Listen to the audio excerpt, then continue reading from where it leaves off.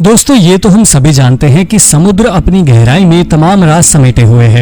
इतनी गहराई में जाकर सभी आर्टिफैक्ट को खोजना और इकट्ठा कर पाना काफी मुश्किल होता है। इसलिए जलमग्न शहरों की कहानियां हमें बेहद आकर्षित करती हैं। तो आज हम आपको 8 ऐसी ही रहस्यमय अंडर वाटर डिस्कवरीज के बारे में बताने जा रहे हैं। तो चलिए शुरू करते हैं आज की इस वीडियो को।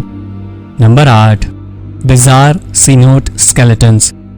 मेक्सिको के सीनोट उन सभी टूरिस्ट के लिए आकर्षण का केंद्र है जिन्हें स्कूबा डाइविंग करना पसंद है। ये डाइवर्स को ऐसा महसूस करवाते हैं जैसे वो एक अलग ही दुनिया में आ गए हों। पुरातत्वविदों को यहाँ से मनुष्यों के कई कंकाल और स्कल्स मिले हैं। एक्सपर्ट्स का कहना है कि ये जगह माया लोगों के द्वारा सैक्रिफिशियल ऑफरिंग्स के लिए प्रयोग की जाती थी। सीनोट्स नाम की ये जगह इसके आसपास रहने वालों के लिए पानी का प्रमुख सोर्स थी। 2014 में 2 क्यूरियस स्कूबा डाइवर्स ने इन्हें खोजा। हालांकि इस खोज ने जितने सवालों के जवाब नहीं दिए हैं, उससे कहीं अधिक सवाल खड़े कर दिए हैं।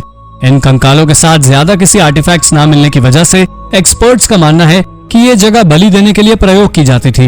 इसके अलावा उन्हें यह भी नहीं पता कि ये लोग उच्च समुदाय के लोग थे या किसी आम तबके के। कुल मिलाकर ये साइट आर्कियोलॉजिस्ट के लिए रहस्य बनी हुई है। Number 7, the San Jose galleon. 1708 में कार्टागेना के तट पर खजाने से भरा एक बड़ा शिप स्पेन की ओर लौटते समय एक दुर्घटना में फंस गया। असल में द सैन ह्योजे गैलियन पर ब्रिटिश फोर्सेस ने खजाने को लूटने के लिए हमला किया था। ब्रिटिश ने 3 बार गैलियन को हथियाने की कोशिश की थी, लेकिन वो कामयाब नहीं हुए थे और आखिरकार ये जलकर नष्ट हो गया। जब ये शिप नष्ट हुआ तब उसमें 600 लोग सवार थे। इसके साथ साथ इसमें करीब 1.5 करोड़ रुपए की कीमत का सोना, चांदी और जवाहरात थे। उसके बाद ये सदियों तक समुद्र की तली पर रहा। 2015 में कोलंबिया की सरकार ने घोषणा की कि उन्होंने सैन ह्योजे को ढूंढ लिया। 4 मीटर लंबा ये वेसल समुद्र तल से 6 किलोमीटर की गहराई पर था, जबकि ओरिजिनल सैल्वेज कंपनी ने दावा किया कि उन्होंने इस शिप को 1980 के दौरान खोजा था। जबकि स्पेन का कहना था इस शिप को भले ही किसी ने भी खोजा हो, लेकिन चूंकि ये शिप स्पेन का था तो इस अवशेष पर भी उसी का अधिकार होगा। इसी बहस के चलते अभी तक इसे बाहर नहीं निकाला गया है और लुटेरों से बचाने के लिए इसकी लोकेशन को सीक्रेट रखा गया है। Number 6, under water city of Shicheng. Shicheng को पूर्व का एटलांटिस भी कहा जाता है। ये इंपीरियल चाइना की बेहद रोचक और रहस्यमय साइट है। इस शहर की सबसे कमाल की बात यह है कि यह आज भी बहुत अच्छी तरह प्रिजर्व्ड है। जीजियांग प्रांत के कियांडियो लेक के अंदर स्थित यह शहर लगभग 40 मीटर गहराई में स्थित है। इसका आर्किटेक्चर मिंग और क्विंग वंश के समय के स्टोन आर्किटेक्चर से मेल खाता है। चीन में इन वंशों का शासनकाल 1368 से 1912 तक का था। जलमग्न हो चुका यह शहर इतना मैजेस्टिक है कि इसके अंडर वाटर कॉम्प्लेक्स को मैंडरिन का लायन सिटी भी कहा जाता है। 1959 में इसे एक डैम और हाइड्रो इलेक्ट्रिक पावर स्टेशन बनाने के लिए जानबूझकर जलमग्न कर दिया गया। उस समय इस शहर में लगभग 300,000 लोग रहा करते थे, जिन्हें इस हाइड्रो इलेक्ट्रिक पावर स्टेशन के निर्माण की वजह से विस्थापित होना पड़ा। कुछ फैमिलीज तो सैकड़ों सालों से यहाँ रहा करती थी, लेकिन उनके पास इस जगह को छोड़कर जाने के अलावा कोई और चॉइस नहीं थी। 2001 में एक एक्सपेडिशन के दौरान इसे फिर से खोजा गया। अंडर वाटर फोटोग्राफ से पता चला है कि इस शहर में 5 एंट्रेंस गेट्स थे। स्ट्रीट्स में 265 के करीब आर्कवेज थे। सुरक्षा के उद्देश्य से अभी इस जगह को लोकल विजिटर्स के लिए बंद रखा गया है। नंबर 5, एटलेट याम स्केलेटन्स। एटलेट याम नाम का यह सेटलमेंट दशकों से रिसर्चर्स के लिए आकर्षण का केंद्र बना हुआ है। यह समुद्र तल से 10 से 12 मीटर की गहराई में स्थित है। इसे सबसे पहले इहुड गलीली नाम के एक मरीन आर्कियोलॉजिस्ट ने 1984 में खोजा था और उसके बाद से यहाँ पर खोज कार्य लगातार जारी है, जिसमें कई रोचक और आकर्षक चीजें सामने आई हैं। ये अवशेष 7000 BC के समय के हैं और रेत की वजह से परफेक्टली प्रिजर्व थे।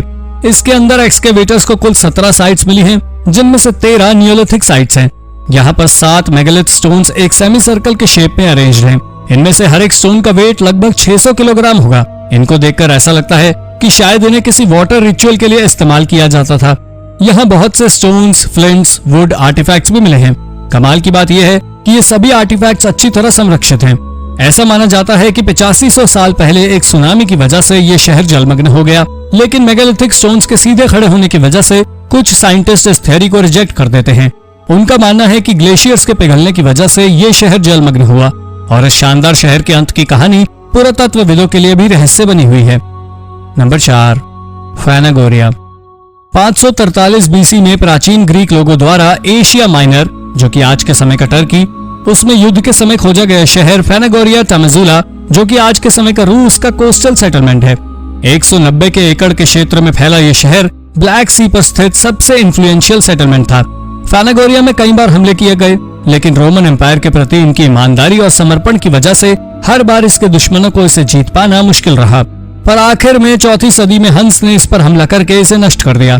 10वीं सदी तक फैनागोरिया ने फिर से उबरने का प्रयास किया और उसके बाद इसके अवशेषों पर नया शहर बस गया। 16वीं सदी में इस शहर का 1/3 हिस्सा समुद्र में डूबा हुआ खोज लिया गया। इसके अवशेषों को पानी से बाहर लाने और उन पर रिसर्च का काम अभी भी चल रहा है।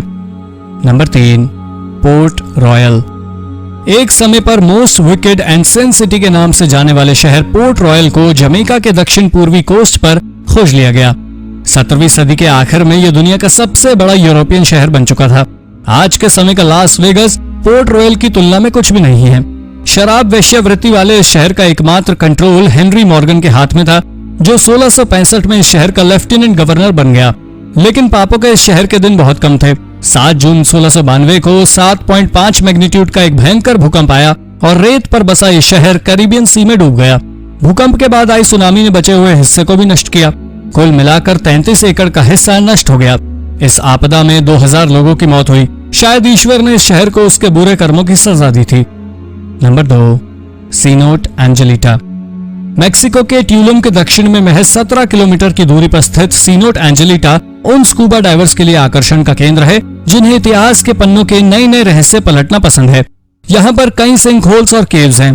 असल में सालों पहले यह जगह माया लोगों की वर्शिप प्लेस थी, लेकिन आज लगभग 61 मीटर गहराई में फैली इस जगह पर जाना वाकई बहादुरी का काम है, क्योंकि यह जगह वास्तव में किसी घने जंगल से कम नहीं। यह जगह आपको ऐसे नजारे दिखा देगी जिनके बारे में आपने कभी नहीं सोचा होगा। शायद सुनकर आप विश्वास न करें, लेकिन यह सच है कि यहाँ पर एक अंडर वाटर रिवर है। आपको आश्चर्य हो रहा होगा कि ऐसा कैसे हो सकता है, तो आपको बता दें कि इसकी शुरुआत सीनोट के निर्माण से ही हुई। जब लाइमस्टोन बेडरॉक कोलैप्स हुआ तो समुद्र में डूबकर ये एक पिट बन गया, जो कि किसी रेजर्वोयर जैसा बन गया, और ये रेजर्वोयर फ्रेश वाटर और सॉल्ट वाटर से भरा हुआ था। पानी के अंदर उपस्थित ऑर्गेनिक मटेरियल जैसे कि पौधे आदि के डिकम्पोज होने से हेलोसिलीन की एक लेयर बन गई। इसे आप किसी बादल जैसा समझ सकते हैं, लेकिन यह बादल हाइड्रोजन सल्फाइड का बना हुआ था, जो इस फ्रेश वाटर को समुद्र के सॉल्ट वाटर से अलग रखती है। सुनने में यह आपको किसी जादुई नदी जैसा लगा होगा, पर असल में ऐसा साइंटिफिक फिनोमिनन की वजह से होता है। तो समुद्र के अंदर डूबी इस नदी के बारे में आपके क्या विचार हैं? हमें कमेंट करके जरूर बताएं। Number 1, Pavlopetri. Pavlopetri 3rd millennium BC से 1100 बीसी के बीच बसा लगभग 5000 वर्ष पुराना एक शहर था। यह ग्रीस का सबसे पुराना जलमग्न शहर है। यह दुनिया की सबसे पुरानी साइट्स में से एक है। ओशिनोग्राफर निकोलस फ्लेमिंग ने 1967 में इस शहर को खोजा था। उसके बाद निकोलस ने अपने कुछ मित्रों और पुरातत्वविदों के साथ दोबारा साइट पर जाकर इसके बारे में जानकारी इकट्ठी करनी चाहिए। उन्होंने पानी के अंदर जाकर इस शहर का नक्शा बनाया, जिसमें बिल्डिंग, सड़कें आदि थे। इसके बाद अन्य खोजों के दौरान इस साइट से 1000 से भी अधिक अवशेष प्राप्त हुए हैं। पुरातत्वविदों का कहना है ये शहर अपने समय में व्यापार का केंद्र रहा होगा। भूकंप के कारण इसका विध्वंस हुआ और फिर यह जलमग्न हो गया। तो दोस्तों, ये थी पानी के अंदर हुई 8 रोचक और रहस्यमय खोजें। इनमें से कौन सी खोज आपको सबसे रोचक लगी? अपना जवाब हमें कमेंट करके जरूर बताएं, और ऐसी ही अन्य रोचक जानकारियों के लिए हमारे चैनल को सब्सक्राइब करना ना भूलें। धन्यवाद।